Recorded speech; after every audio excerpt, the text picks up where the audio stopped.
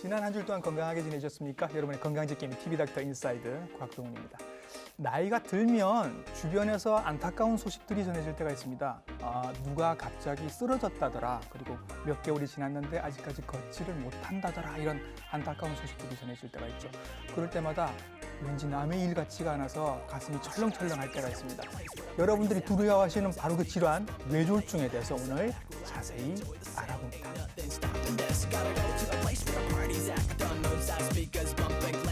뇌졸중은 단일 질환으로 사망률이 아주 높고 나은 다음에도 후유증이 남는 경우가 많습니다. 속설도 아주 많은데 여러분들의 궁금증 그리고 그 속설들 어느 게 맞고 틀린지 오늘 자세하게 알아보도록 하겠습니다. 오늘의 친절한 닥터 이분의 도움을 받도록 하겠습니다.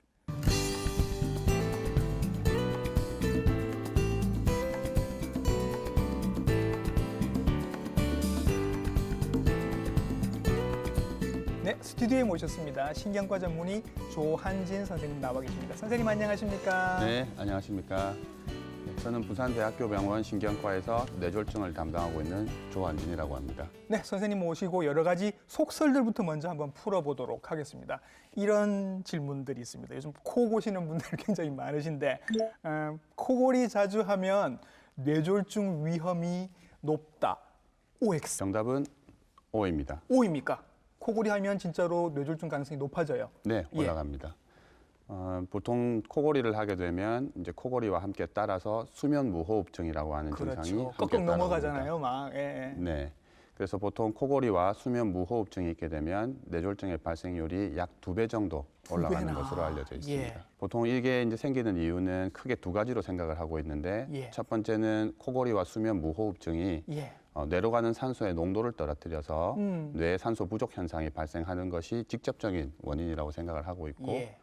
또 두 번째로는 수면 무호흡증과 코골이가 혈압을 많이 올린다고 알려져 있습니다. 그래서 이 고혈압은 뇌졸중을 일으키는 가장 흔한 원인이기 때문에 네.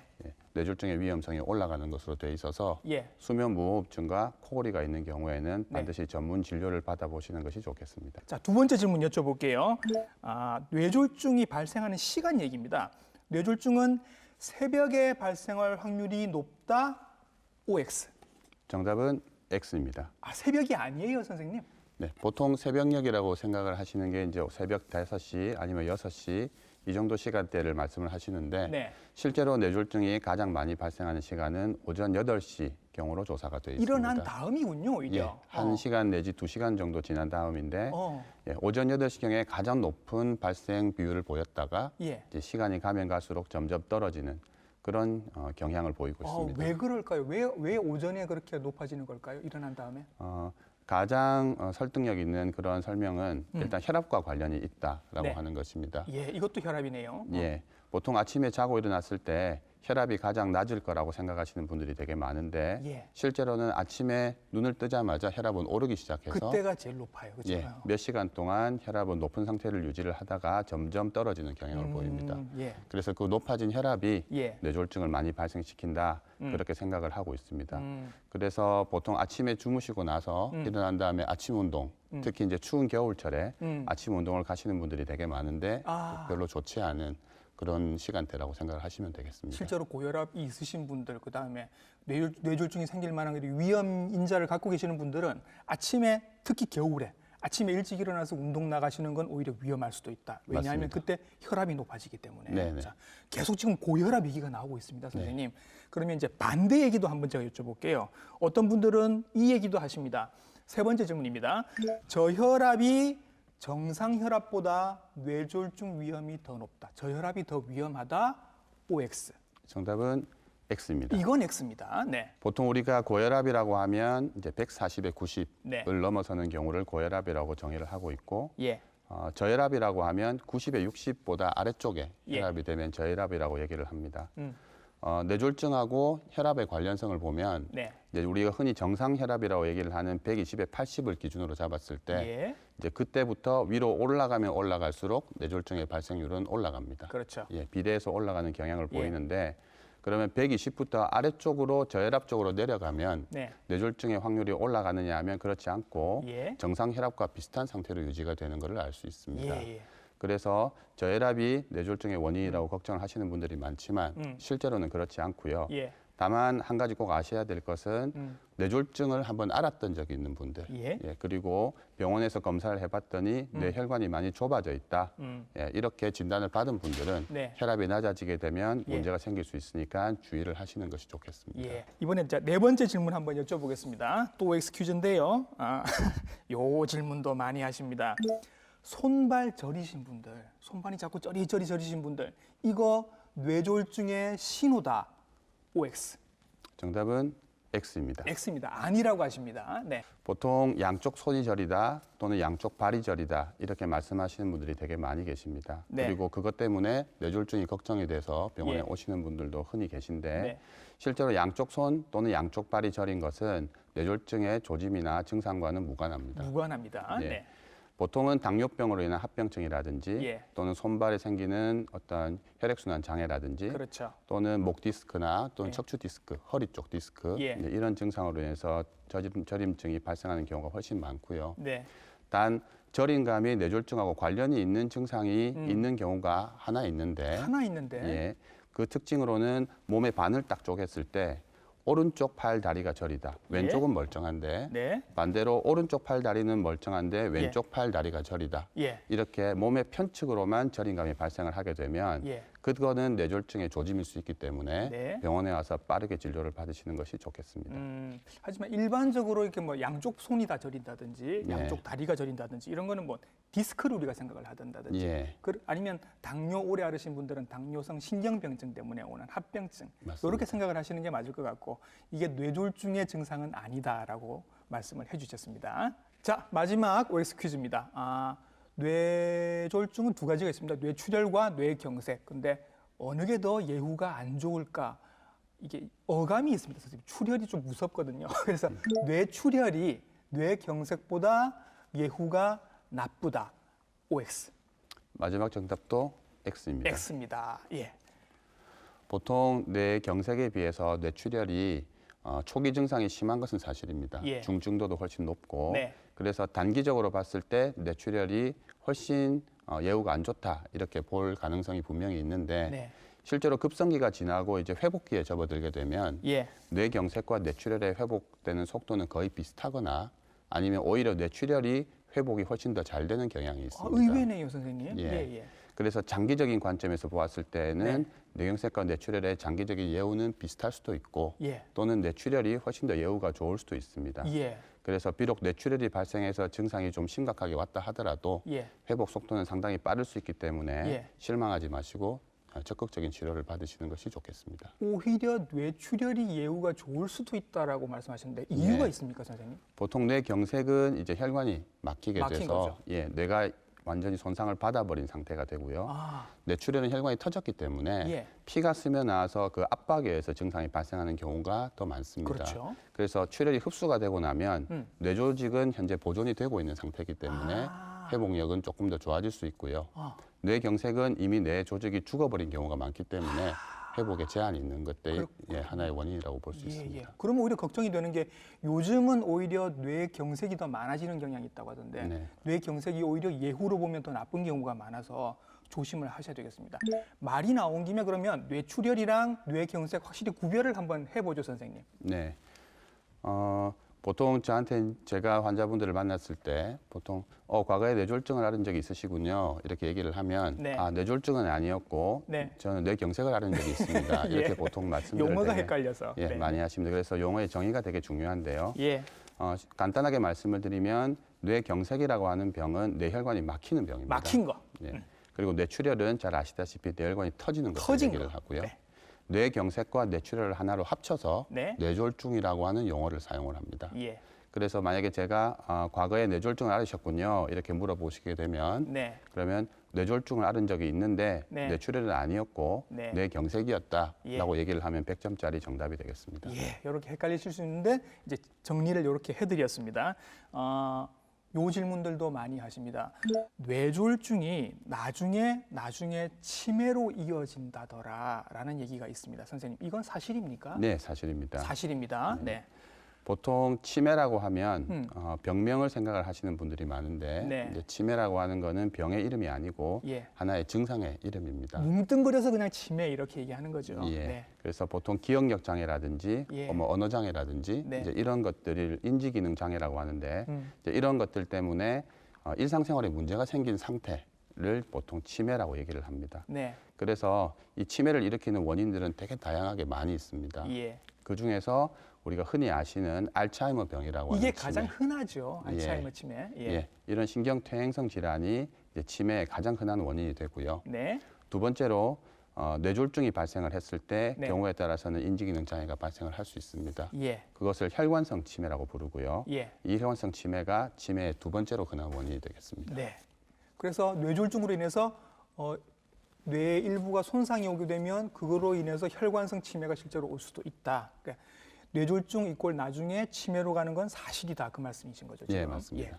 더욱더 예방에 만전을 기하셔야 될 것 같습니다. 또 요것도 해결을 해드려야 될 것 같습니다. 여러분들이 이런 증상들이 오면 나는 뇌졸중일 것이다라고 헷갈리시는 증상들이 있어서 아마 환자분들이 선생님께 많이 여쭤보실 것 같아요, 선생님.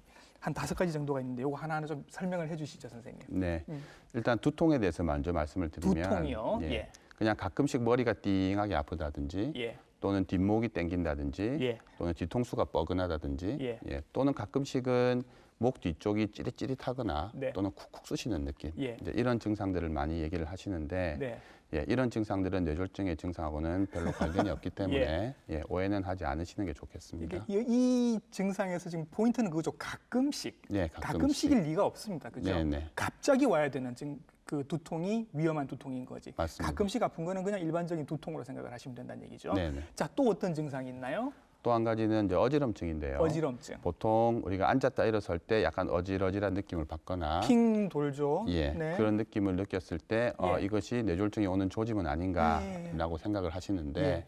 보통 그것은 뇌졸중의 증상이 아니고 대개는 이제 기립성 저혈압이라든지 예. 이런 혈압과 관련된 문제일 가능성이 높습니다. 예. 기립성 저혈압은 이제 일어날 때 약간 어찔했다가 조금 있으면 회복이 되죠. 맞습니다. 예. 그리고 일어날 때마다 생기는 경우가 있습니다. 이걸로 인해서 그냥 어지러울 뿐이지 다른 증상은 없는 거고요. 네. 요거는 뇌졸중의 증상이 아닙니다. 예, 선생님 또 다른 증상들이 있죠? 네.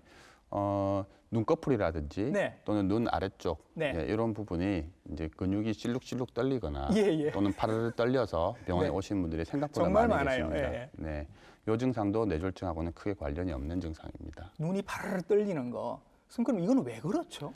보통은 이제 피로에 의해서 나타나는 신경 과민 증상일 수도 있고요. 예. 또는 이제 우리 흔히 말하는 마그네슘 부족이라든지 예. 이제 이런 원인 때문에 네. 생기는 것이지 예. 뇌졸중하고는 무관한 증상입니다. 그러면 굳이 치료를 해야 할 증상은 아니겠네요. 예, 너무 오래 지속이 된다면 예. 검사를 해보고 치료를 받아야 될 수도 있지만 예.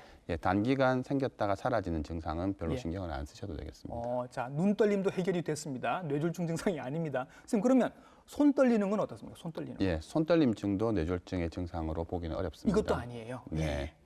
대개는 이제 손떨림증은 저희가 본태성 진전이라는 네. 이름으로 불러서 예. 대개는 약간 유전적인 영향에 의해서 손이 떨리는 분들이 거의 대부분이고요. 예. 그래서 뇌졸중의 증상과는 관계가 없다라고 보시면 되겠습니다. 이제부터는 중요합니다. 이건 정말 뇌졸중과 관계가 있습니다. 이런 증상이 나타나면 바로 병원으로 오셔야 합니다. 중요한 증상들 말씀드릴게요. 네, 대표적인 증상을 말씀드리자면 네. 제일 첫 번째로는 몸에 마비 증상을 들 수 마비. 있습니다. 네. 보통 마비라고 하면 보통 쥐가 나는 것도 마비라고 하시고 저린 것도 마비라고 하시는데 예. 제가 말씀드리는 마비는 네. 힘이 빠지는 현상. 힘이 빠지는 거. 그런데 그것이 전신에 힘이 없다가 아니고 예. 몸의 반을 딱 잘라서 네. 오른쪽 팔다리면 오른쪽 팔다리 네. 아니면 왼쪽이면 왼쪽 팔다리 예. 이렇게 마비 현상이 발생하는 것은 뇌졸중의 증상입니다. 네. 뭘 들고 있다가 떨어뜨리거나 아니면 네. 이런 검사도 한번 해볼 수 있죠. 양쪽으로 이렇게 손을 들고 있으면 네. 점점 한쪽이 계속 내려가는 이런 맞습니다. 거죠. 네. 주로 한쪽이 힘이 빠집니다. 오른쪽 팔이 빠지면 오른쪽 다리도 힘이 빠져야 하는 네. 그런 증상이 있고요. 네, 또 뭐가 있죠? 또 한 가지는 이제 언어와 관련된 문제가 생길 수 있습니다. 언어, 예. 첫 번째는 발음에 문제가 생기는 경우. 네, 술이 취한 사람처럼 예. 발음이 어둔해지거나 예. 발음이 불명확해지는 예. 증상이 나타날 수 있고요. 또 어떤 경우에는 말을 잘 하지 못하는 실어증 같은 네. 언어 장애가 발생하기도 합니다. 예, 여기 이제 얼굴 한쪽에 근육을 못 쓰게 되면서 그렇게 되는 거죠. 예. 보통 이 해보라고 하면 우리는 이 이렇게 잘 되는데 이분들은 이렇게 되잖아요. 이렇게. 맞습니다. 어느 쪽이 문제가 있냐면 이쪽이 문제가 있는 게 아니라 이쪽이 문제가 있는 겁니다. 지금. 그래서 이런 증상들이 생겨서 얼굴 한쪽이 표정이 안 되고 당연히 말도 안 되고 예, 그런 증상들이 있습니다. 예. 또 있습니다, 선생님. 또 이제 어지럼증을 예를 들어드리면 빙 돌는 어지럼증이 생기면서 예. 이제 제대로 잘 걷지 못하고 예. 비틀비틀 우리 마치 이제 코끼리 코를 하고 한 대여섯 바퀴 정도 돈 정도의 느낌으로 예. 주변이 빙 돌아가면서 예. 이제 걸어보라고 하면 한쪽으로 자꾸 치우쳐서 넘어지는 현상. 예. 예, 이것이 어지럼증으로 인해서 나타나는 뇌졸중의 증상입니다. 아까 앉았다 일어날 때 어지러운 거는 그냥 기립성 저혈압, 잠시 예. 있는 거고 이분들 지금 뇌졸중으로 어지러운 거는 코끼리 코하고 빙글빙글 돈 것처럼 정말로 걷지 못할 정도로 심각하게 어지러운 거 네. 말씀하시는 거죠. 예. 어지럼증의 정도는 예. 심할 수도 있고 좀 덜할 수도 있는데 중요한 것은 걸을 때 제대로 걷지 못하고 중심을 잘 잡지 못하는 현상이 나타나면 예. 그거는 뇌졸중을 의심해 봐야 되는 증상입니다. 그렇습니다. 뭐든 조금씩 증상이 좀 심각한 증상들이네요, 선생님. 네. 자, 마지막으로 하나 더 있죠. 네. 이것은 뇌경색의 증상이라고 보기는 어렵고 예. 뇌출혈의 증상 중에 뇌출혈의 하나라고 증상. 보는데 두통입니다. 두통. 예. 근데 두통은 보통 세 가지의 특징을 가지고 있는데 네. 첫 번째는 갑자기 생기고요. 갑자기 예, 그리고 굉장히 심한 두통이 발생합니다. 아주 심한. 예, 난생 처음 느껴보는 두통이라고 보통 얘기들을 많이 하시고 예. 마지막으로는 구역질이나 구토가 따라오는 경우가 많습니다. 예. 이 세 가지 증상이 있는 두통이라면 빨리 병원에 오셔가지고 검사를 받아보시는 게 좋겠습니다. 자, 누구도 아마 예측하지 못하셨을 것 같습니다. 내가 뇌졸중에 걸릴 거라고는. 어떤 분이 선생님 좀 조심을 하셔야 될까요? 뇌졸중은 여러 가지 위험 인자들이 복합적으로 작용을 해서 나타나는 예. 병입니다. 그 중에 제일 대표적으로 고혈압을 들 수 있습니다. 예. 고혈압 같은 경우에는 고혈압이 없는 사람들에 비해서 5배 정도 5배. 뇌졸중을 일으키는 것으로 알려져 있고요. 예. 두 번째는 당뇨, 예. 그다음에 고지혈증. 예. 고지혈증이란 이제 콜레스테롤이 높은 예. 병을 얘기를 하고요. 네. 또는 비만하다든지 예. 하는 그런 경우가 있으면 뇌졸중의 위험성이 2배 정도 네. 올라가는 것으로 알려져 있습니다. 예. 그리고 담배를 피는 것, 즉 흡연도 뇌졸중의 원인이 되는데 예. 뇌경색 같은 경우에는 한 2배 정도 위험성을 올리는 것으로 돼 있고 예. 뇌출혈의 위험성은 약 4배 정도 올리는 것으로 돼 있습니다. 예.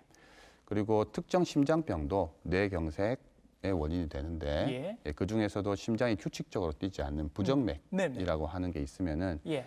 그 중에서도 또 심방세동이라는 부정맥이 있습니다. 예. 그 심방세동이라는 부정맥을 가지고 있으면 뇌경색의 위험성이 약 5배 정도 5배. 올라가는 것으로 되어 있습니다. 그러면 선생님 이런 분들 많으시잖아요. 고혈압, 당뇨, 고지혈증 다 갖고 계신 분들, 이 약 3가지 다 드시는 분들 많거든요. 5배, 2배, 2배면 이거 곱하기로 가는 겁니까, 선생님? 꼭 그렇지는 않고 중복이 되는 부분이 있기 때문에 위험성은 하지만 고혈압만 가지고 있는 분보다는 고혈압, 당뇨를 같이 가지고 있는 분은 5배보다는 조금 더 올라간다. 더 올라간다. 그렇게 생각하시면 되겠습니다. 곱하기가 되면 엄청나기 때문에 이거는 곱하기가 안 됐으면 좋겠습니다.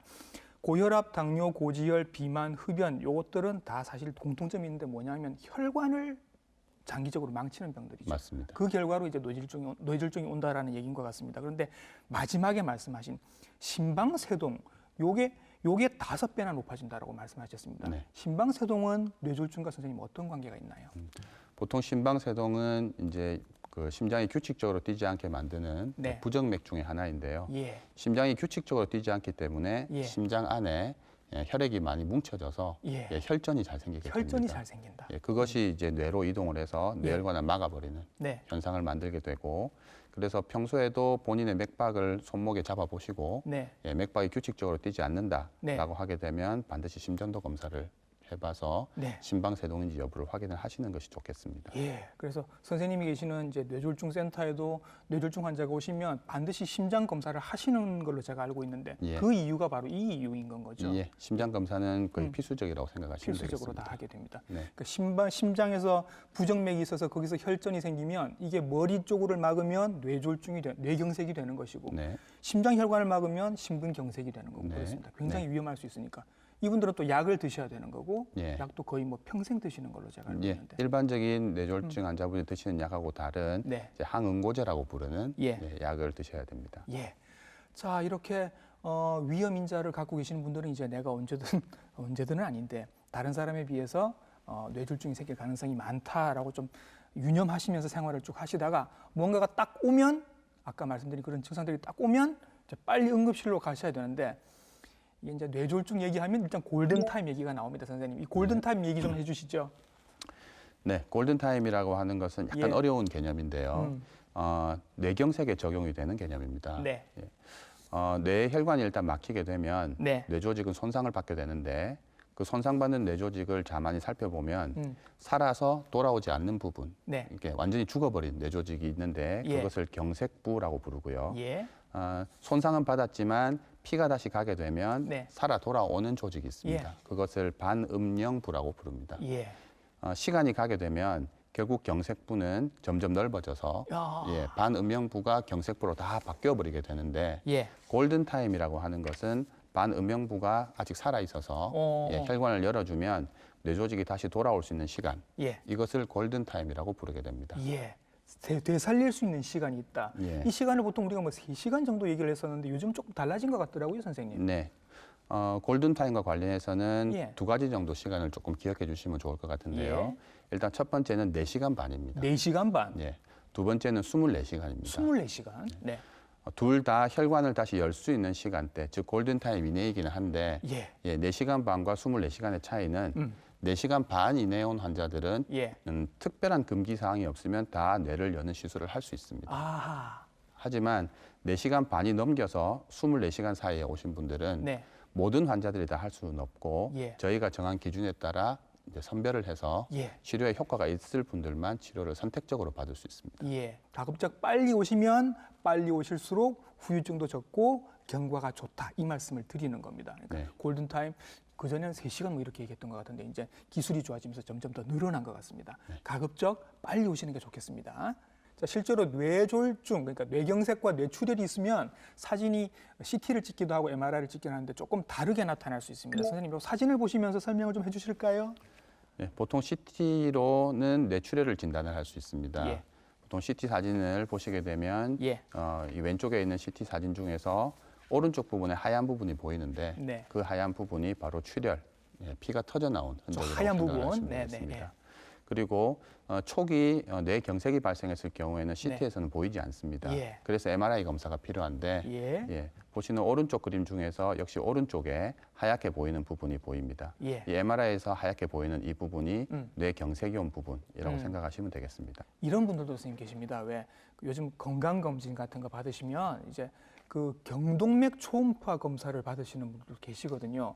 그러면 결과지가 이렇게 나옵니다. 나는 아무런 증상이 없는데 경동맥이 좁아져 있다. 뭐 협착이 있다. 몇 퍼센트 협착이다.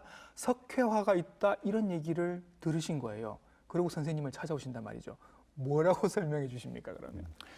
보통 경동맥이라고 하는 것은 요즘 건강검진을 많이 하시면서 예. 이제 협착이 많이 발견이 돼서 많은 분들께서 찾아오시는데 경동맥이라고 하는 거는 우리 왼쪽 또는 오른쪽에 있는 턱 관절, 예. 그 아래쪽에 손을 만지면 맥박이 예. 뛰는 것을 느낄 수 있습니다. 맥박 뛰는 고자리죠. 예. 네네. 뇌로 가는 혈관 중에서 가장 큰 혈관이고요.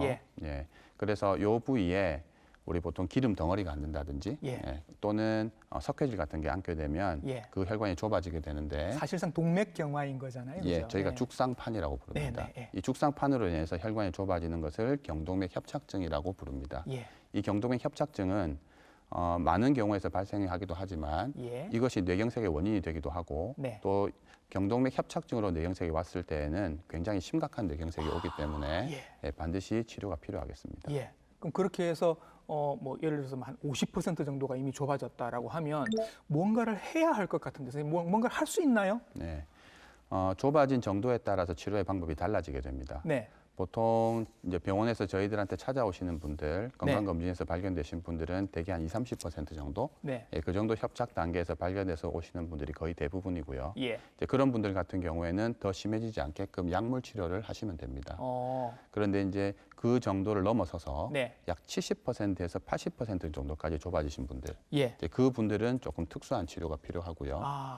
단지 약물 치료만으로는 되지 않기 때문에 네. 그런 분들을 대상으로는 시술이나 네. 수술을 진행을 하게 됩니다. 아무런 증상이 없더라도 이분들은 시술을 받으시게 되는 건가요? 예. 예. 뇌경색의 위험성이 워낙 많이 높기 때문에 그래요? 예, 미리 예방 차원에서 어. 예, 시술이나 수술이 필요할 수도 아, 있습니다. 궁금합니다, 선생님. 이분들에게 어떤 시술이나 수술을 하시게 되나요? 네.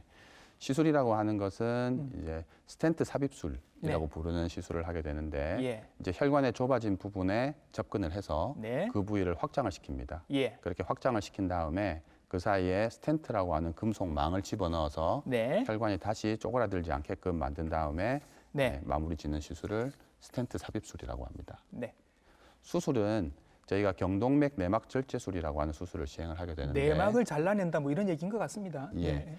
경동맥을 노출을 시킨 다음에 예. 거기를 절개를 해서 예. 혈관 안쪽에 쌓여 있는 기름이나 석회질들을 긁어내고. 제거해버리고 다시 봉합을 하는 다시 방법. 봉합을 하고. 예, 그것을 경동맥 내막 절제술이라고 부릅니다. 아. 환자분들을 대상으로 스텐트를 해야 될지 네. 아니면 경동맥 내막 절제술을 해야 될지 그 여부는 환자분 상태를 저희가 종합적으로 판단을 해서 네. 결정을 하게 됩니다. 경동맥이 많이 좁아져 있으면 시술도 하고 수술도 하고 가능하다고 말씀하셨습니다. 그러면 이제 아까 그 뇌경색 혹은 뇌출혈에 오신 분들 이분들은 어떻게 하시는지 수술 받으셨다는 분도 있고 약을 지금 계속 드신다는 분도 있던데 치료는 어떻게 하시나요, 선생님?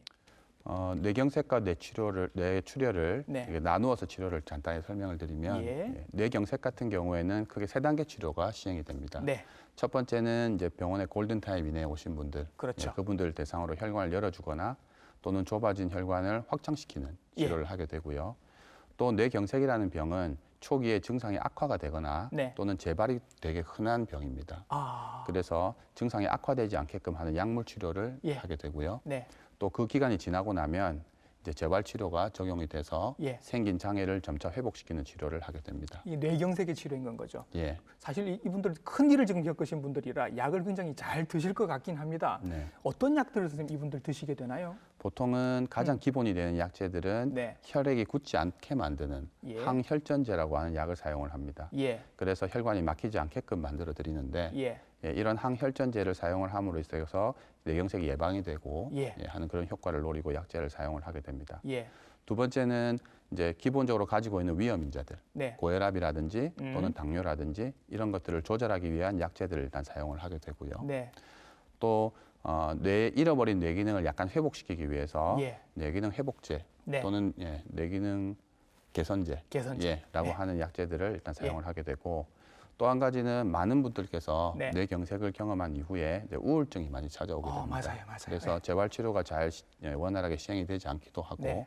하는 그런 현상이 발생을 하는데 예. 이제 그런 분들을 대상으로는 항우울제 같은 약제들이 사용이 됩니다. 이미 말씀하신 약만 해도 뇌경색 약들이 이제 온 다음에 치료가 된 다음에 이후에 약들을 굉장히 많이 드셔야 되는 것 같은데 이 약들은 선생님 평생 드시는 약들인가요?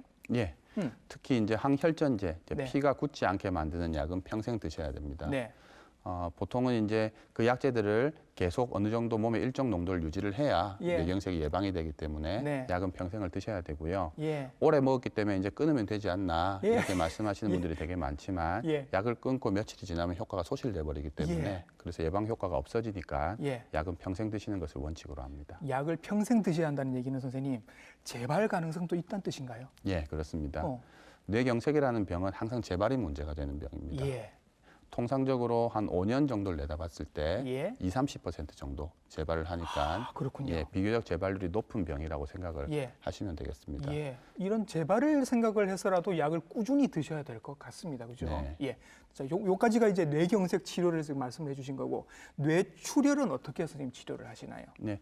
보통 기본적인 원칙은 뇌경색과 비슷하지만 네. 이제 뇌출혈이라고 하는 병은 혈관이 터져 나온 병이기 때문에 네. 혈관을 터진 부분을 메꿔주거나 막는 시술을 한다든지 예. 또는 피가 나와서 혈액이 고여 있는 부분을 제거하는 수술을 한다든지 수술. 이런 응급 시술이나 네. 또는 응급 수술이 네. 시행이 추가로 될 수 있다라고 예. 하는 것이 차이점이라고 하겠습니다. 뇌출혈은 수술 한 번으로 거의 끝나는 것 같은 느낌인데 그 뒤로 계속 약을 드시는 것도 있나요? 뇌경색처럼 혈액이 굳지 않게 만드는 약을 드실 필요는 없고요. 예. 보통 이제 뇌출혈이 생기게 되면 그 뒤에 간질 같은 뇌전증 같은 그런 경련 증상이 따라오는 경우가 있기 때문에 이제 그런 약제들을 복용을 해야 될 수도 있고 예.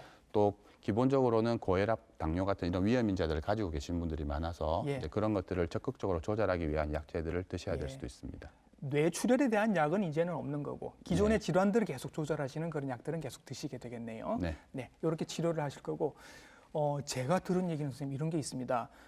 뇌졸중으로 센터 입원을 이렇게 하신 분들 중에는 이미 그 집중치료실에 중환자실에 계신데도 여기서부터 이미 재활치료를 시작하시더라 이런 얘기를 제가 들은 것 같습니다. 네. 재활치료가 그만큼 중요한 거죠. 네, 재활치료는 매우 중요한 치료고요. 예, 보통은 저희한테 이제 뇌경색 약을 먹고 있는데 네. 왜 증상이 좋아지지 않느냐 예. 이제 초기에 예, 그렇게 예. 물어보시는 분들이 많은데 네, 실제로 증상의 회복을 시키기 위해서 드시는 약은 아니고 예, 뇌경색의 증상을 좋아지게 만드는 약은 없습니다. 예, 예. 약은 모두 증상이 악화되는 것을 막아주고 네. 재발하는 것을 막아주는 약이라고 생각을 하시면 되고요. 예, 증상을 빠르게 개선시키는 치료는 거의 대부분 재활치료에서 이루어지게 됩니다. 예, 보통은 재활치료를 하게 되면 대개 재활치료로 인해서 증상은 회복이 되지만 이제 통상적으로 저희가 회복 기간 같은 경우에는 예. 약 6개월, 6개월. 평균 6개월, 이제 예. 길면 1년 정도의 네. 재활 기간을 보게 되는 그 회복 기간을 보게 되는데 예, 이제 그 기간 중에 물론 증상이 계속 회복은 되지만 이제 6개월 정도가 지나게 돼서 남아 있는 증상은 어느 네. 정도 장애로 고착이 될 가능성이 높습니다. 예, 그래서 그 재활 치료로 인해서 회복이 되는 기간이 정해져 있기 때문에 예, 재활 치료를 조금 적극적으로 받는 것이 좋고요. 적극적으로. 예. 재활 치료 같은 경우에는 대개 짧으면 3개월, 네, 예, 길면 6개월 정도 예. 치료를 받는 것을 권장을 드립니다. 자, 오늘 좋은 말씀 굉장히 많이 해주셨는데 지금도 뇌졸중으로 후유증으로 약간 고생하시는 분들, 걱정하시는 분들 이런 분들에게 마지막으로 당부 말씀 선생님 부탁드리겠습니다. 뇌졸중의 특성상 갑자기 찾아오는 그런 특징이 있습니다. 네. 그래서 평소에 건강하시던 분들께서 갑자기 생긴 이런 증상으로 인해서 마음의 고통도 되게 심하고 또 예. 좌절을 경험하시는 분들이 되게 많으신 걸로 알고 있습니다. 그리고 초기에 증상이 빠르게 회복되지 않는다고 해서 되게 실망을 하시는 분들도 되게 많으신데 실제로 뇌경색 또는 뇌출혈이라고 하는 병은 빠르게 회복되는 병이 아니고 네. 오랜 시간이 걸쳐서 천천히 늦게까지 회복되는 병이기 때문에 크게 실망하지 마시고 네. 꾸준히 치료를 받다 보면 좋은 결과가 있을 거라고 생각을 하고요. 예, 또 증상은 시간이 지나면서 회복이 되겠지만 재발을 하게 되는 경우는 그동안의 노력이 다 허사가 되고 물거품이 돼버리기 때문에 예. 뇌경색이나 뇌출혈을 재발을 막기 위한 그런 치료를 꾸준히 지속적으로 받는 것이 좋겠습니다. 네. 시간적 여유를 가지고 조금 천천히 이 치료를 받으라고 말씀하셨고 평소 관리가 굉장히 중요하다라고 마무리를 해주셨습니다. 오늘 여러분들이 갖고 계시던 여러 그 뇌졸중에 대한 사소한 궁금증들 많이 풀어주셨습니다. 신경과 전문의 조한진 선생님이셨습니다. 선생님 수고 많으셨습니다. 네, 고맙습니다.